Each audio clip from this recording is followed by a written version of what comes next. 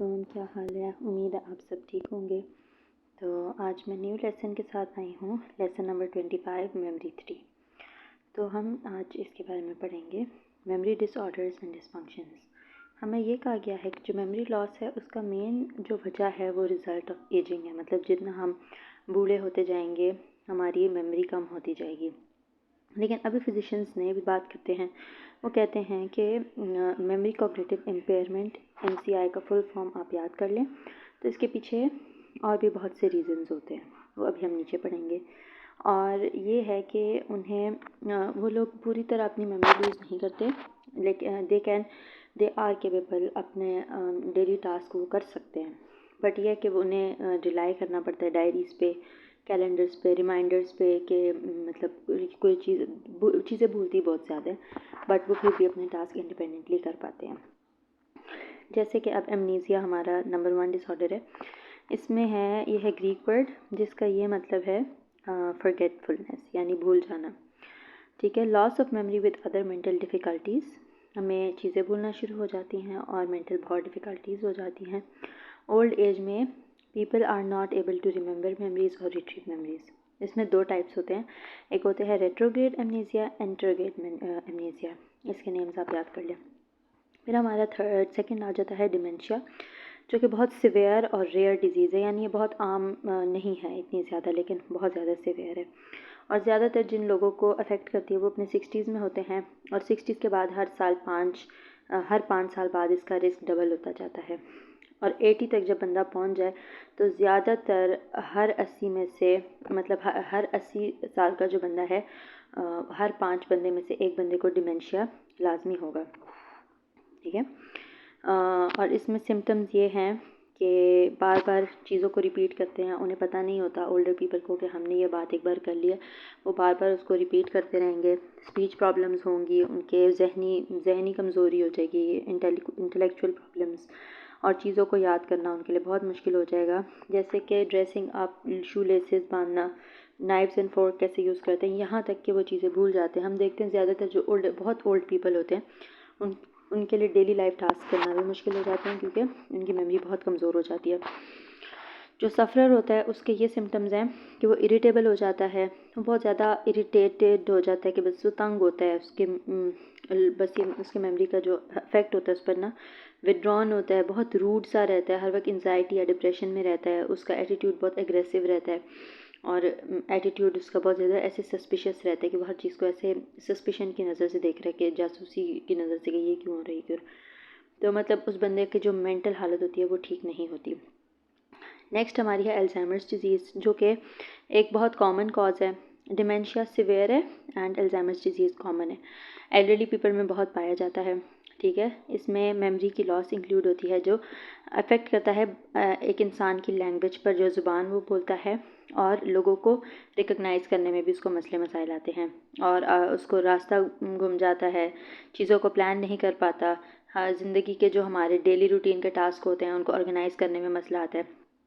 इनके main symptoms क्या है, डिप्रेशन हो जाता है, मोटिवेशन कम हो जाती है, बंदा सुस्त हो जाता है, एजिटेशन मतलब तंग होना शुरू हो जाता है, बहुत एग्रेसिव रहता है वो बंदा, और ज़्यादातर चीज़ें भूलना शुरू हो जाता है। डिल्यूजन्स एंड हेलुसिनेशंस, यानी उसको मतलब ऐसे डिल्यूजन्स और हेलुसिनेशंस, ये एक चीज़ नहीं हो रही होती और आपको सोच में आ रही होती है, आपके जहन में ये होता है कि यहाँ पे ये हो रहा है, हेलुसिनेशंस आना शुरू हो जाते हैं, और बस फिर बाद में वो असल में वो चीज़ नहीं हो रही होती। जैसे वो बैठे बैठे एकदम से डर जाते हैं, तो कोई पूछे क्या हुआ है, तो कहते हैं यहाँ पे कोई है, या यहाँ पे कोई बिल्ली है, या कुछ है, बीच में कुछ भी नहीं होता। हंटिंगटन्स डिजीज़, HTV इसको कहा जाता है, ये फेटल डिजीज़ है। ठीक है। और ये इसमें ये होता है कि आपके जो मूवमेंट्स है वो आपके कंट्रोल से निकल जाते हैं, इनवॉलेंट्री हो जाते हैं, और कॉग्निटिव इम्पेयरमेंट, यानी आपके दिमागी हालत बहुत कमज़ोर हो जाती है। जेनेटिक डिजीज़ है, ये फैमिलीज़ में रन करती है। इसके अलावा ये ब्रेन के जिस रीजन को अफेक्ट करती है उसे बेसल गैंग्लिया कहा जाता है, जो कि हमारे कोऑर्डिनेशन एंड मूवमेंट को कंट्रोल करती है। इसमें यही बताया गया है कि इसमें आपकी बॉडी अपनी मूवमेंट्स कंट्रोल करना छोड़ देती है, क्योंकि बेसल गैंग्लिया जो है वो हमारे कोऑर्डिनेशन और मूवमेंट को कंट्रोल करता है। इसके बाद जो हमारी नेक्स्ट डिजीज़ है वो है एम्योट्रोपिक लैटरल स्क्लेरोसिस, जो कि ALS भी इसको कहा जाता है। ये ज़्यादातर एडल्ट्स में पाई जाती है, मतलब एल्डरली पीपल में, लेकिन मर्दों में ज़्यादा पाई जाती है औरतों से। आप ये सारी चीज़ें जो बेसिक्स मैंने इसमें हाईलाइट किए हुए हैं, आप इनको गौर से पढ़ें और MCQs के तौर पे इनको आप गौर से देखें, ठीक है। 40 to 70 की एज में डेवलप होता है। इसके अलावा 20s and 30s में भी कुछ लोगों पर आ जाता है, इसका मतलब अटैक हो जाता है। Affects motor neurons of the body, यानी जो हमारे ब्रेन जो है जो मैसेजेस भेजते हैं डिफरेंट मसल्स को, जो न्यूरॉन्स होते हैं जो हमारे ब्रेन का मैसेज हमारे डिफरेंट मसल्स की तरफ लेके जाता है, तो ये उन सारे न्यूरॉन्स को अफेक्ट कर देता है। फिर है कॉर्सकॉफ सिंड्रोम, ये बहुत ज़्यादा सिवियर होता है और इसमें दिमाग का जो मेमोरी होती है वो परमानेंटली लूज़ हो जाती है। ये ज़्यादातर अल्कोहलिक्स के साथ होता है, ठीक है, जो उनको ये बीमारी लग जाती है। Memory impairment occurs because of brain damaged, ठीक है, इसमें दिमाग की जो इम्पेयरमेंट हो जाती है यानी मेमोरी बिल्कुल लूज़ हो जाती है, वो क्यों? क्योंकि थायमीन की डेफिशिएंसी हो जाती है, या थायमीन की डेफिशिएंसी या अल्कोहलिज्म। अल्कोहल आपके लिए बिल्कुल अच्छा नहीं है, so please anyone who uses alcohol और smoking please stop it, because ये हमारी मेमोरी को और हमारी बॉडी को बहुत बुरी तरह से अफेक्ट करते हैं, ठीक है। मेजर सिम्टम्स इनके क्या है? हेलुसिनेशंस, इम्पेयर डाइटरी इंटेक, हमारे खाना पीने का दिल नहीं करता, खुराक कम हो जाती है। रिपीटिंग इन्फॉर्मेशन सेवरल टाइम्स, बार बार हम एक इन्फॉर्मेशन को रिपीट करते हैं और हमें चीज़ें याद नहीं रहती। नेक्स्ट हमारा जो है टॉपिक वो मोटिवेशन पर आ जाता है। अब आप देखें कि कुछ बच्चे हैं वो कहते हैं कि मुझे हर पेपर में ए मिले, मतलब अच्छे मार्क्स लेना चाहिए, कुछ इसके बारे में सोचते भी नहीं है। मतलब हम देखें जिन लोगों में मोटिवेशन आती है वो आती कैसे है। बहुत से लोग होते हैं बहुत मोटिवेटेड होते हैं, बहुत होते हैं वो बिल्कुल मोटिवेटेड नहीं होते। कुछ होते हैं बस मैंने डॉक्टर बनना है, मैंने इंजीनियर बनना है। दूसरे बच्चे से पूछो वो कहते हैं मैंने कुछ नहीं बनना, बस उसको किसी चीज़ के शौक़ नहीं होता, ठीक है। तो अभी हम इस चीज़ों का कैसे पता चलेगा कि क्या वजह है, कैसे होता है? तो ये हमारी मोटिवेशन की वजह है। What is motivation? मोटिवेशन क्या चीज़ है? मोटिवेशन हमारी एक डिज़ायर होती है, एक इंस्टिंक्ट होती है हमारे दिल में, ड्राइव होती है या कोई ज़रूरत होती है, जो हमारा कोई गोल हो उसकी तरफ हमें हमारा जो बिहेवियर है उसको बढ़ाती है, उसको स्पीड अप करती है कि मैंने ये चीज़ हासिल करनी है। अब मैं मोटिवेटेड हूँ, मेरे अंदर मोटिवेशन है तो मैं जल्दी जल्दी वो काम करूँगी, मेरे अंदर हिम्मत होगी कि मैं वो काम करूँ। साइकोलॉजिस्ट जो होते हैं वो ऑब्ज़र्व करते हैं, इवैल्यूएट करते हैं उन फैक्टर्स को जो इंसान को मोटिवेट करते हैं या डायरेक्ट करते हैं, रास्ता दिखाते हैं। आपकी ज़िंदगी का कोई मकसद हो, आप ज़रूर उसके लिए मेहनत करोगे, आप उसकी तरफ मोटिवेट होगे। आपका कोई मकसद ही नहीं है, आप ऐसे ही बैठे हो बस सोचते रहो, you will probably go into depression if you don't have any motivation और गोल इन लाइफ। मोटिव क्या चीज़ है? ठीक है, मोटिव ये वो नीड होती है या वो वांट होती है जिसकी वजह से हम एक्ट करते हैं। मेरा मोटिव है कि मैंने डॉक्टर बनना है, ये मेरी नीड है या ये मेरी वांट है। मैं चाहती हूँ कि मैं डॉक्टर बनूँ, या मैं चाहती हूँ कि मैं एक साइकोलॉजिस्ट बनूँ, तो मैंने उसके लिए पढ़ना है। ये मेरा मोटिव है कि I have to be a psychologist, I have to be a doctor, या I want a job, something like this. लेकिन मोटिवेशन क्या होती है? ये गोल डायरेक्टेड बिहेवियर, यानी कि मुझे इस गोल को हासिल करने के लिए जो बिहेवियर मेरा है वो मेरी मोटिवेशन के ज़रिए होगा। An interesting field of study that investigates what motivates us to initiate or take action to pursue a goal. ठीक है, हम किस चीज़ से हम मोटिवेटेड होते हैं? नंबर 1 इन्होंने कहा इंस्टिंक्ट्स, ठीक है, हमारे अंदर इंस्टिंक्ट्स होते हैं। ये हमारे इनहेरिटेड हमारा स्पेसिफिक हमारे अंदर हमारी स्पीशीज़ के अंदर स्पेसिफिक एक बिहेवियर है जो कि इनहेरिटेड होता है, हमारे इंस्टिंक्ट्स में होता है कि हाँ मुझे ये चीज़ हासिल करनी है। क्यों? क्योंकि ये मेरे लिए ज़रूरी है। ये हमारे अंदर इंस्टिंक्ट्स में, हमारे दिल में एक पहले से ही होता है, हमारे अंदर एक होता है कि मतलब मुझे ये चीज़ करनी है। और ड्राइव होता है यानी physiological compulsion that we need to satisfy such as hunger, ठीक है। जैसे अब मुझे भूख लगी है तो अब मेरा ये हंगर ड्राइव होगी कि मतलब मुझे भूख लगी है तो मैं जाऊंगी, मैं मोटिवेट होंगी कि जाऊँ मैं अपने लिए किचन में खाना बनाऊं और वो खाना मैं बैठ के खाऊंगी, तो मेरा जो मोटिव है that is to fulfil my hunger, तो वो मेरा मोटिव पूरा हो जाएगा। ये हमारा ड्राइव होती है, ठीक है। अब इसके अलावा there are 2 types of motives. 2 types motives होते हैं, एक है प्राइमरी अनलर्नड फिजियोलॉजिकल और बायोलॉजिकल मोटिव्स, ये सारे 4 नाम याद रख लें इसके। और दूसरे होते हैं सेकेंडरी लर्नड साइकोलॉजिकल मोटिव्स, ठीक है। आपने ये याद रखने, इनके नेम्स भी याद कर लें अलग अलग, क्योंकि ये किसी भी तरह भी सवाल में आ सकता है। प्राइमरी मोटिव्स क्या होते हैं? जो हमारे बायोलॉजिकल या फिजियोलॉजिकल नीड्स होते हैं, ठीक है, वो हमें सीखने की ज़रूरत नहीं पड़ती, वो हमारे अंदर बचपन से होती हैं। जैसे भूख लगना, प्यास लगना, सोना, उठना, सांस लेना, एक्सक्रीशन करना, इन चीज़ों को लर्निंग की ज़रूरत नहीं होती, क्योंकि अल्लाह की तरफ से हमारे अंदर ये प्राइमरी मोटिव्स हैं कि हमने अपनी हंगर को सेटिस्फाई करना है। बच्चा पैदा होता है साथ ही रोता है कि भूख लगती है तो साथ ही रोता है, हालांकि उसको किसी ने सिखाया नहीं है कि आपने रोना है। ये हमारे प्राइमरी मोटिव्स होते हैं। सेकेंडरी मोटिव्स जो होते हैं वो हमारे साइको सोशल मोटिव्स होते हैं, क्योंकि उसके अंदर हम लोगों के अप्रिसिएशन और अप्रेजल के साथ हम काम करते हैं। हम अपनी सोसाइटी में जो सक्सेस हासिल करना चाहते हैं वो हमारे सेकेंडरी मोटिव्स में आ जाता है। इनमें हमारा आ जाता है work, salary, good marks, appreciation from parents. इन चीज़ की जो सेटिस्फैक्शन होती है वो हमारे सेकेंडरी मोटिव्स हैं। ये जो है हमारे मेंटल सेटिस्फैक्शन बहुत करते हैं। अगर आप अच्छे मार्क्स लो, आपको एक मेंटली सेटिस्फैक्शन मिलेगी, आप खुश होंगे कि हाँ मैंने बहुत अच्छा हासिल किया वगैरह। लेकिन अगर आप नहीं करोगे तो आप थोड़े से डिससेटिस्फाइड हो जाओगे। इम्पॉर्टेंट और इंटरेस्टिंग फैक्ट मोटिवेशन के बारे में ये है कि ऑर्गेनिज्म जो है वो ट्राई करता रहता है कि अपने डिज़ायर्ड गोल को अचीव करे, और जब उसको वो गोल मिल जाता है तो वो मोटिवेशन कम हो जाती है। मतलब वो मोटिवेशन अब दूसरी मतलब वो ख़त्म हो जाती है। ठीक है, मुझे ये चीज़ हासिल हो गई है, मैं डॉक्टर बन गई हूँ, ठीक है, मेरी मोटिवेशन डॉक्टर बनने की ख़त्म हो गई है, अब जॉब की मोटिवेशन मेरे अंदर आ गई है। लेकिन जब आपकी वो मोटिवेशन आप अचीव नहीं कर पाओगे और आप जो है फिर दोबारा ट्राई करोगे कि मैं दोबारा इस चीज़ को अचीव करूं, ठीक है। जब अब यही बात जो मैंने किया कि एक मोटिव हमारा सेटिस्फाई हो जाए तो हम उस मोटिवेशन को जो है हम साइड पे कर लेते हैं और हम जाते हैं नेक्स्ट मोटिवेशन को कोई पकड़ते हैं, या कोई हमारा नेक्स्ट मोटिव होता है उसको लेते हैं और हम अपनी कोई और नीड पूरी करना शुरू हो जाते हैं। और यही हमारी ज़िंदगी का एक मकसद है, एक स्ट्रगल है। अगर हमारे पास कोई मोटिव ही ना हो कि मैंने अपनी ज़िंदगी में ये हासिल करना है, मैंने ये करना है, तो बिला वजह बैठ के खाने पीने से और प्यास बुझाने से, इन चीज़ों से ज़िंदगी में कुछ हासिल नहीं होता। सेकेंडरी मोटिव्स हमारे लिए बहुत इंपॉर्टेंट होते हैं to live successfully in our society, ठीक है। प्राइमरी अनलर्न फिजियोलॉजिकल और बायोलॉजिकल मोटिव्स ये हमारे हैं, ये आपने याद रखने हैं। Hunger, thirst, fatigue, sleep, pain, sex, excretion, air, warmth, cold, ये हमारे प्राइमरी मोटिव्स हैं, ये आपने लर्न करने हैं।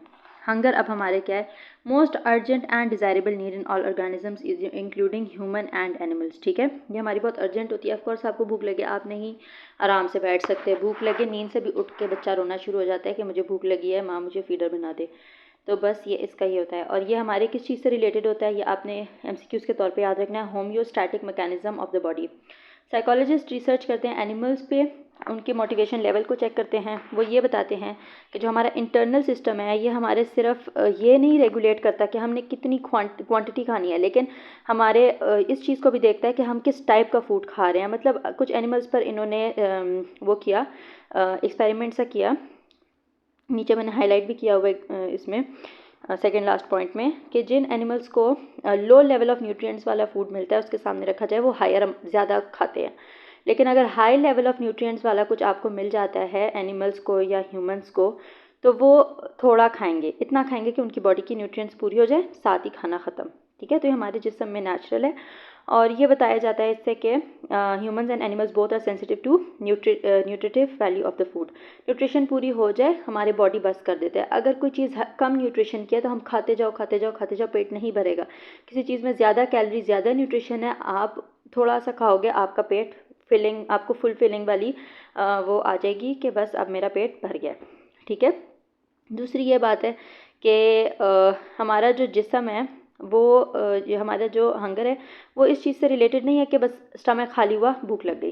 कुछ लोगों पर यह भी एक्सपेरिमेंट किया गया कि उनके स्टमक रिमूव हो गया था लेकिन फिर भी उन्हें भूख लगती थी, क्योंकि इसका हमारा माइंड के साथ बहुत बड़ा रिलेशन है। हमारे बहुत सारे मैकेनिज़म्स हमारे माइंड में इस तरह चल रहे हैं जिनका हमारा भूख के साथ और इन सब चीज़ों के साथ रिलेशन है। This is not just related to stomach और द गैस्ट्रिक जूस और समथिंग, ठीक है। इसके अलावा chemical secretions in blood, chemicals और hormone secreted by endocrine gland also play a crucial role in the hunger drive. हमारे जो केमिकल्स या हार्मोन्स हमारे बॉडी में होते हैं वो हमें बताते हैं कि हमें कितना खाना है, ठीक है। जब हमारे ऐसे इन्होंने वो किया, एक्सपेरिमेंट हुआ एक, उसमें ये था कि रैट्स के अंदर ग्लूकोज शुगर इंजेक्ट हुआ तो उन्हें भूख कम लगना शुरू हो गई। लेकिन जब उन्हें इंसुलिन दी गई जिससे शुगर जो है वो बॉडी मांगना शुरू हो गई, ठीक है। इंसुलिन जब दी तो फिर उनको हंगर पैंग्स होना शुरू हो गए, मतलब उनको बहुत भूख लगी कि अब हम कुछ खाएं, ग्लूकोज की कमी हो गई उनमें। इसके अलावा नेक्स्ट हमारा क्वेश्चन है what role does brain play in hunger drive. हमारा दिमाग क्या करता है इसमें। हाइपोथैलेमस, ये आपने बहुत इंपॉर्टेंट याद रखना है। हाइपोथैलेमस का नेम ब्रेन का वाइटल ऑर्गन है, ये हमारी हंगर को ऑपरेट करता है और इसके साथ इसको रेगुलेट करता है, हमारी खुराक कितनी हमने खानी है, ठीक है। अगर हमारे खुदा न ख्वास्ता हाइपोथैलेमस को इंजरी हो जाती है तो ईटिंग बिहेवियर को बहुत ज़्यादा अफेक्ट होगा, ठीक है। अगर रैट्स का एक स्टडी की गई जिसमें रैट का लेटरल हाइपोथैलेमस रिमूव किया गया, इसमें यह था कि जो रैट्स थे वो कुछ भी नहीं खा सकते थे, कुछ पी नहीं सक रहे थे, वो कुछ भी नहीं खा रहे थे, वो मर गए, लेकिन उन्होंने नहीं खाया कुछ भी। इसके अलावा जब रैट्स का वेंट्रोमीडियल हाइपोथैलेमस रिमूव हुआ तो बिल्कुल ऑपोजिट हो गया, ठीक है। बहुत ज़्यादा खाना शुरू हो गए, उनका weight 400% of their actual weight, यानी बिल्कुल फूल गए, इतना वो खाना शुरू हो गए, स्टॉप ही नहीं करे, क्योंकि हमारे माइंड में जो हाइपोथैलेमस है वही हमारा रेगुलेट करता है सिस्टम को, ठीक है। इसके अलावा एक्सटर्नल फैक्टर्स ईटिंग बिहेवियर में सोसाइटल रूल्स कन्वेंशंस, कुछ सोसाइटीज़ में कम खाया जाता है, कुछ में ज़्यादा खाया जाता है, ठीक है। मतलब ये हर सोसाइटी का एक इसमें थोड़ा होता भी है। Learn eating patterns from past experiences, ठीक है। अब यह कि एक बच्चा बचपन में बहुत थोड़ा खाए, वो थोड़ा बड़ा वो ज़्यादा खाने की कोशिश करेगा, उसको आदत थोड़ा खाने की हो तो वो नहीं खा सकता ज़्यादा, उसको बहुत टाइम लगेगा अपने बॉडी को अडेप्ट करने में और फिर वो ज़्यादा खा सकता है। लेकिन अगर एक बंदा शुरू से ज़्यादा खाए और उसको थोड़ा देना शुरू कर दो तो वो उसके लिए भी बहुत डिफ़िकल्टी होगी अपने आप को मेंटेन करने में, ठीक है। तो ये दोनों चीज़ें बहुत हैं। सोसाइटी के रूल्स भी आते हैं कि हम किस टाइप का खाना सोसाइटी में ज़्यादा पसंद किया जाता है, फिर उसी हिसाब से खाना, हर चीज़, ये बिहेवियर जो हमारा, ये दो चीज़ें डिटर्मिन करती हैं, ठीक है। ईटिंग रिलेटेड डिसऑर्डर्स हमारे क्या हैं? ओबेसिटी, बहुत ज़्यादा मोटा हो जाना, एनोरेक्सिया नर्वोसा एंड बुलिमिया, ये तीन आपने नेम्स याद कर लेने हैं। Weight set point, a certain weight level that the body strives to maintain, ठीक है। हमारे बॉडी को ये इतना आइडिया होता है कि यहाँ तक हमारा वेट होना चाहिए, मतलब हमारे माइंड में अल्लाह पाक ने इस तरह हर चीज़ को बैलेंस रखा हुआ है कि वो अपने वेट को मेंटेन रखने की कोशिश करता है, ठीक है। Metabolism, the rate at which food converts into energy and then is expended by the body, ठीक है। मेटाबॉलिज्म आपको पता है कि जिसका हाई मेटाबॉलिज्म हो, जल्दी जल्दी खाना कन्वर्ट हो, तो वो जितना भी खाए उसको भूख लगेगी, खाएगा खाएगा बट उतना असर नहीं होता। लेकिन जिसका थोड़ा लो मेटाबॉलिज्म है वो खाएगा खाएगा, उस पर असर होता जाएगा। ये हमारा बहुत देखा गया है कि जिनका ज़रा हाई मेटाबॉलिज्म होते हैं वो बहुत पतले नज़र आते हैं, और जिनका लो मेटाबॉलिज्म होता है वो कहते हैं कि हम थोड़ा सा भी ज़्यादा खा लें हम साथ ही हमारा वो हो जाता है। बट इसका टोटल इस पर भी नहीं होता, ये आपके खाने के हैबिट्स और इन चीज़ों पर भी इसका बहुत मेजर होता है सारा, ठीक है। मैनेजिंग एंड रिड्यूसिंग वेट बहुत टफ टास्क है, तो इसलिए आपको कोशिश करनी चाहिए कि आप ज़्यादा वेट गेन ही ना करो, ध्यान से खाओ, ईट वाइजली, एंड इतना टेम्प्ट ना हो कि आप हर वक्त कभी चॉकलेट्स खा रहे हो, कभी पिज़्ज़ा खा रहे हो, नो। स्लो ईटिंग करनी चाहिए, आराम आराम से एक एक बाइट को चबा चबा के खाएं, जंक फूड ना खाएं, रेगुलर एक्सरसाइजेस करें, एरोबिक्स करें, अपने गोल्स बनाएं, फिर उसको परस्यू करें। लेकिन sometimes we don't achieve our goals and it's okay, it's completely fine, we should try again and we should not just feel guilty and leave everything, but we should try again. Reward yourself off and on, अपने आपको reward करते रहें कि अब मैंने जैसे 1 week मैंने diet के लिए, चलो वीकेंड में एक मील मैं चीट मील कर लूँगी। So this is how you reward your self. अब थर्स्ट क्या है? हम खाने के बगैर कुछ दिन और कुछ महीने भी रह सकते हैं, लेकिन पानी के बगैर हम कुछ दिन, मतलब लाइक फ्यू डेज़ भी हम नहीं रह सकते, ठीक है। More than 75% of our body weight is due to the presence of water and liquid. अगर आप देखें तो हमारा जो ब्लड है वो भी सारा पानी की मिलावट के साथ है, हमारा बॉडी बहुत ज़्यादा पानी पर डिपेंड करती है, तो एटलीस्ट 75% हमारा जो बॉडी वेट है वो हमारा पानी है। थर्स्ट ड्राइव जो है वो हमारी इंटरनल होती है और उसके 3 बेसिक मैकेनिज्म्स होते हैं, ये आपने याद रखने हैं। जब सॉल्ट कंसंट्रेशन हमारी बॉडी में बहुत हाई हो जाए, फिर हाइपोथैलेमस के पास हमारे माइंड को में हाइपोथैलेमस ट्रिगर हो जाता है और वो एक्ट करता है, तो उसमें हमें प्यास लगना शुरू हो जाती है, ठीक है। इसके अलावा सेकेंड रीज़न ये हो जाती है कि फ्लूइड वॉल्यूम हमारी बॉडी में सर्कुलेटरी प्रोसेस में कम हो गई है, ठीक है। सर्कुलेशन जो है वो उसमें फ्लूइड कम हो गया, तो फिर ये ड्राइव आ जाती है, ठीक है। जैसे अगर खुदा न खास्ता किसी की इंजरी हो जाती है, ज़्यादा सारा खून ज़ाया हो जाता है, तो उस बंदे को बहुत ज़्यादा बार बार पानी पीने का कहा जाएगा, या उसको डायरेक्ट पानी की ड्रिप्स लगा देंगे या ग्लूकोज की ड्रिप्स लगा देंगे, ब्लड की ड्रिप्स लगा लेते हैं, ठीक है। तो ताकि पानी में ब्लड की कमी ना हो, इसके अलावा पानी की कमी ना हो, ये चीज़ें वो करने के लिए, क्योंकि हमारे बॉडी में पानी बहुत ज़्यादा इंपॉर्टेंट है। Another important factor is the increase in body temperature. हमें बुखार हो तो हमें बहुत प्यास लगती है, क्यों? क्योंकि हमारे बॉडी पानी मांग रहा होता है to control the temperature. The replenishment of water is very rapid, ठीक है। बार बार हमारे जिस्म को पानी की ज़रूरत होती है, क्योंकि हमारे पानी बहुत जल्दी यूज़ हो जाता है, जैसे ही हम पानी पीते हैं थोड़ी देर बाद उसकी एक्सक्रीशन हो जाती है, तो इस वजह से पानी बार बार पीना चाहिए। Fatigue and sleep. अच्छा, rest and proper sleep is very important for the effective functioning of species.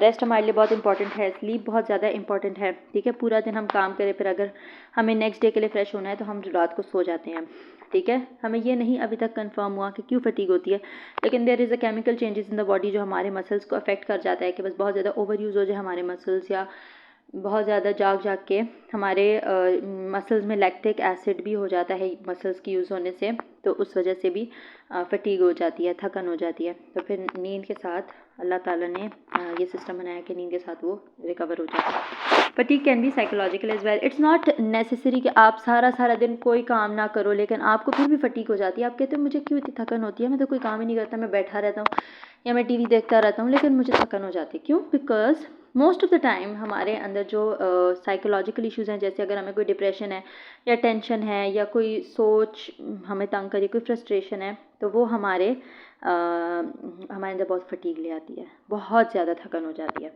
In physical exertion, physical अगर हम देखो कोई हमने दौड़ा भागे कुछ तो हम रेस्ट करेंगे, हमें फ्रेशनेस भी हो जाएगी, हमें आराम सुकून मिल जाएगा। लेकिन अगर हम स्ट्रेस या एंजाइटी में हैं, जब तक हमारी वो एंजाइटी नहीं जाएगी, rest will not be helpful, ठीक है।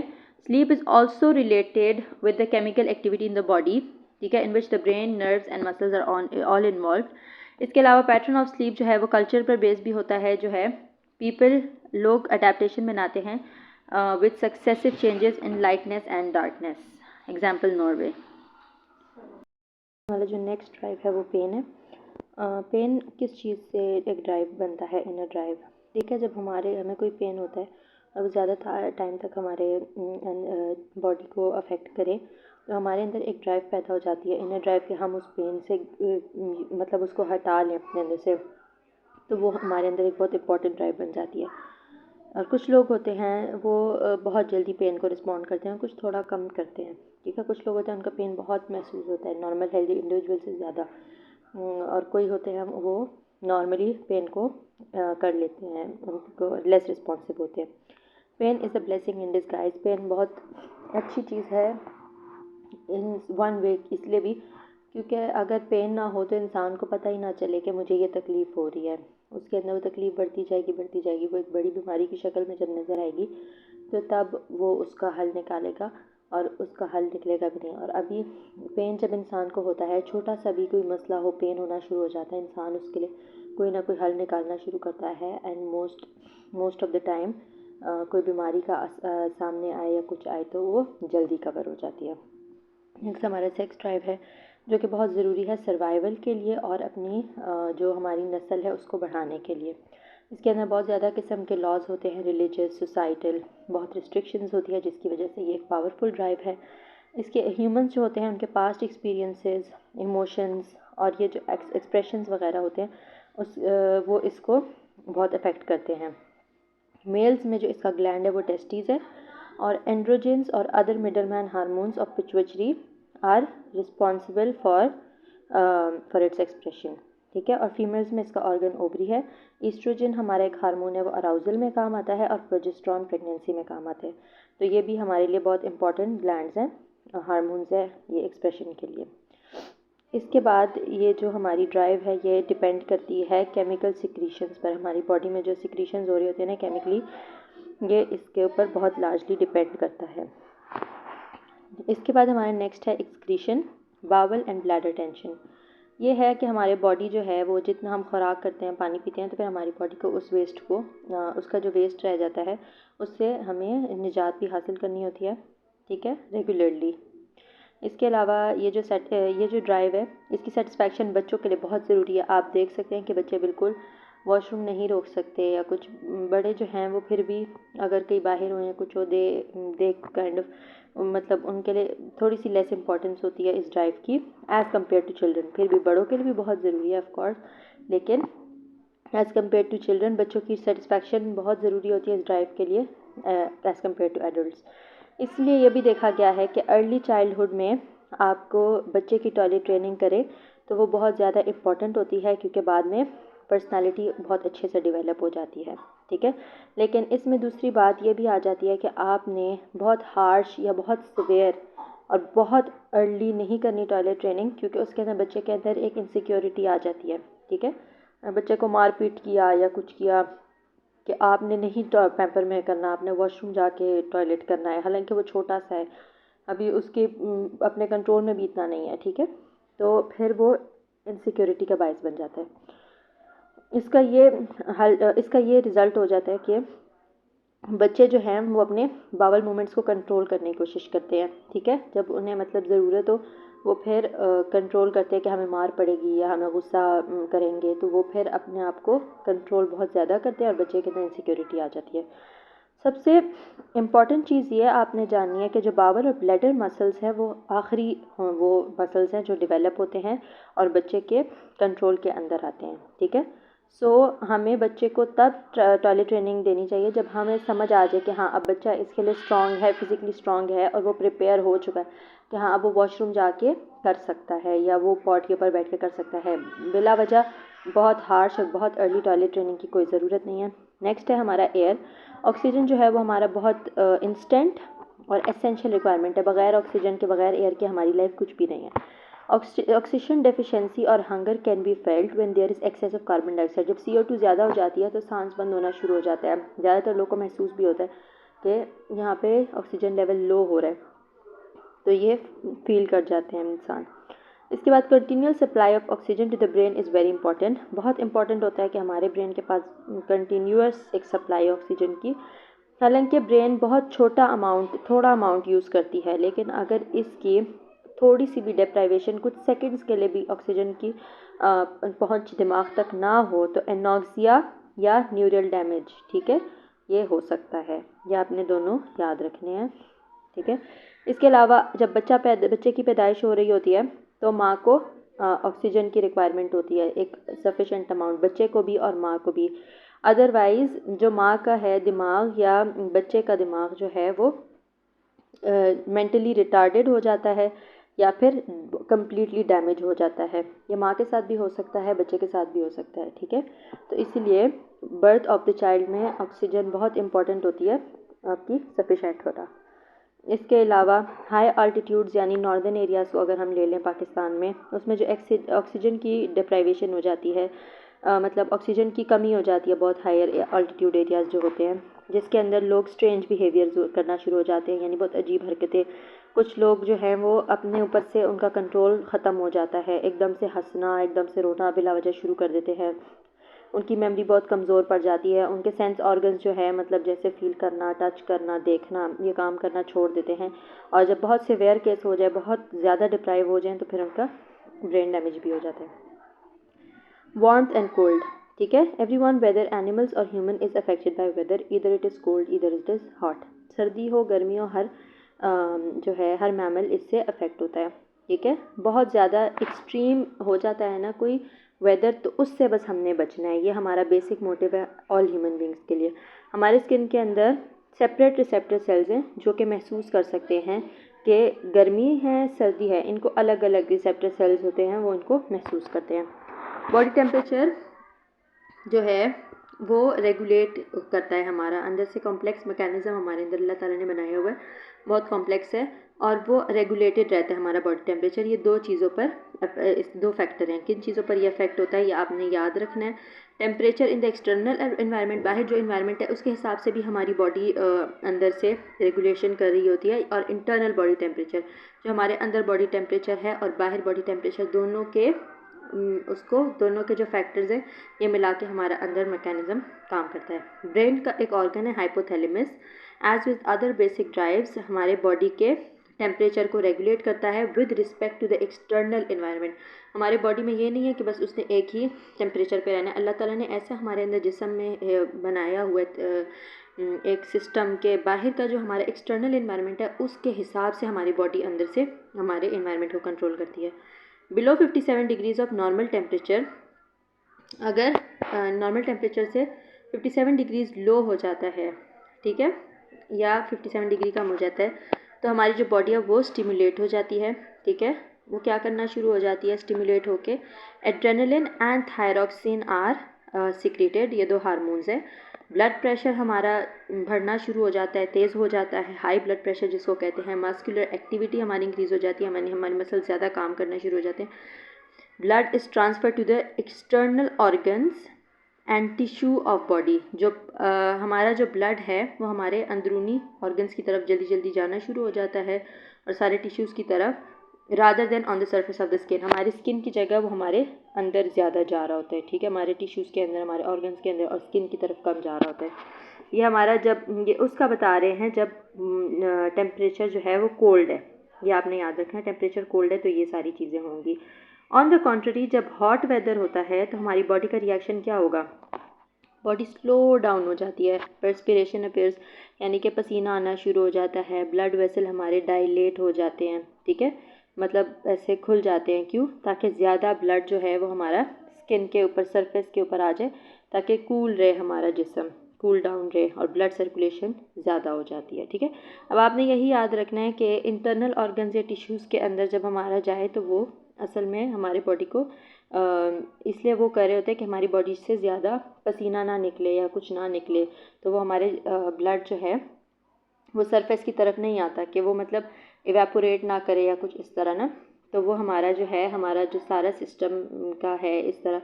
या अपने इन दोनों का याद रखना है कि जो मौसम ठंडा हो तो हमारा जो ब्लड है वो ज़्यादा मूव करता है हमारा इनर ऑर्गन्स एंड टिश्यूज़ की तरफ, और हॉट वेदर हो तो वो हमारा सरफेस की तरफ ज़्यादा मूव करता है, ब्लड सर्कुलेशन ज़्यादा हो जाती है, ब्लड वेसल डायलेट हो जाते हैं और हमारा पसीना आना शुरू हो जाता है, पर्सपिरेशन होना शुरू हो जाती है। ये चीज़ें आपने याद रखनी है। Servo control for warmth and cold. अब सर्वो कंट्रोल क्या चीज़ है, हमारे बॉडी को कांस्टेंट टेम्परेचर पर रहने के लिए कुछ एडजस्टमेंट करनी पड़ती है। जैसे अगर सर्दी है तो हम ब्लैंकेट्स यूज़ कर लेते हैं, हीटर्स करते हैं, हॉट ड्रिंक्स लेते हैं हम, कॉफ़ी चाय वगैरह। और कोल्ड सीज़न में हम ठीक है, ये कोल्ड सीज़न में हम करते हैं। और हॉट सीज़न यानी समर सीज़न आ गया तो हम एसीज़ लगा लेते हैं, पंखे लगा लेते हैं, कोल्ड ड्रिंक्स लेते हैं। तो ये चीज़ें हमारे समर में, इसको हम सर्वो कंट्रोल कहते हैं, ठीक है। Servo control also partly control by hypothalamus and exhibited by the animals also. यानी हमारे हाइपोथैलेमस हमारे जहन में मतलब हमें सर्दी लगना शुरू हो जाती है या गर्मी हमारे रिसेप्टर सेल्स को फील करना शुरू हो गई तो उन्होंने क्या करना है, हाइपोथैलेमस के पास लेकर जाना है। ये हम हाइपोथैलेमस को उन्होंने कहना है कि इस तरह दिस इज़ द सिचुएशन, और हाइपोथैलेमस हमारे अंदर एकदम से इस तरह की वो डालते गर्मी वाली फीलिंग या सर्दी वाली फीलिंग, और फिर हम उसके हिसाब से ब्लैंकेट डाल लेते हैं, सॉक्स पहन लेते हैं, हीटर्स लगा लेते हैं। अगर हमें सर्दी लगे, गर्मी लगे तो हम हल्के कपड़े पहन लेते हैं, जाके नहा लेते हैं, एसी लगा लेते हैं। तो इसमें भी हाइपोथैलेमस का एक बहुत बड़ा किरदार है। So thank you so much for watching, I hope you like the video. और जिस चीज़ की आपको समझ ना आए आप ज़रूर कमेंट कीजिएगा and I will help you इंशाल्लाह।